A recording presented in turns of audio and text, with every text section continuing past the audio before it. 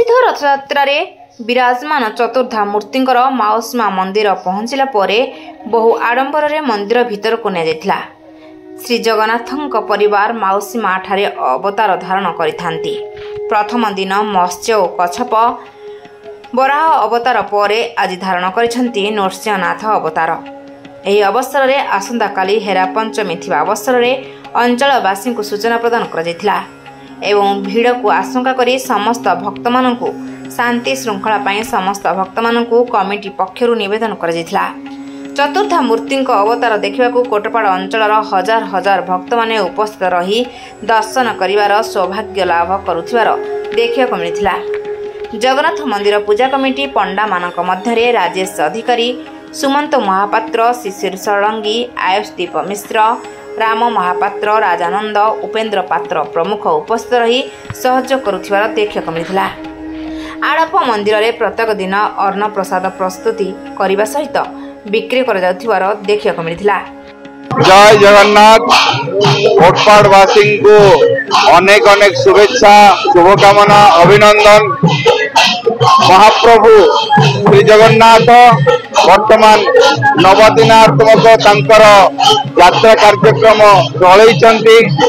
दशावतार दर्शन देते दर्शकों को।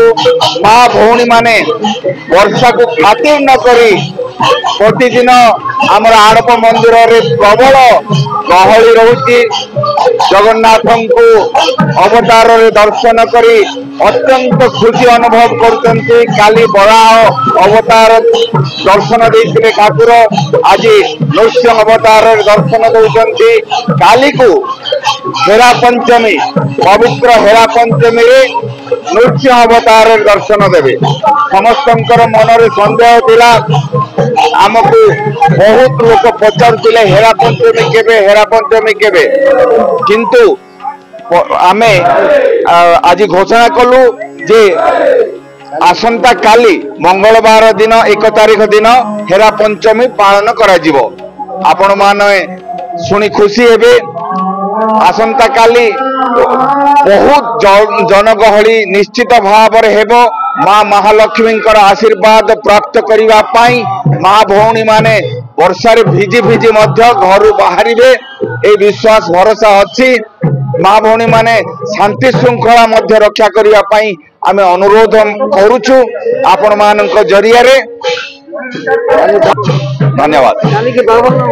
आसंता काली महाप्रभुंकर बामन अवतार महालक्ष्मी महाप्रभु श्री जगन्नाथ को भेटिया पाई आसिबे। रोषरे से रथ भांगी चली जिबे। या पूर्व वचनिका हम आमर पारंपरिक वचनिका महालक्ष्मी तरफ श्री त्रिपति महांती गाहन करुचंती एवं जगन्नाथंकर बाड़ग्राही महापात्र परिवार श्री हेमंत महापात्र जगन्नाथंक तरफ गाहन करिवे एवं रथ परिक्रमा कर सारिला परे से रोषरे रथ भांगी चली जिवे। ये अपूर्व दृश्य को देखा सहस्र महाभौणी सब एकत्रित हेबे। आउ समस्त भक्त मान को आमे जणाउछु। बहुत जन कोटपाड़ अनुरोध करथिले, बहुत लोक अनुरोध करथिले, सेमानकर अनुरोध रक्षा करी आमे सर्वसाधारण निमंते अन्न प्रसाद बिक्री व्यवस्था करिछु।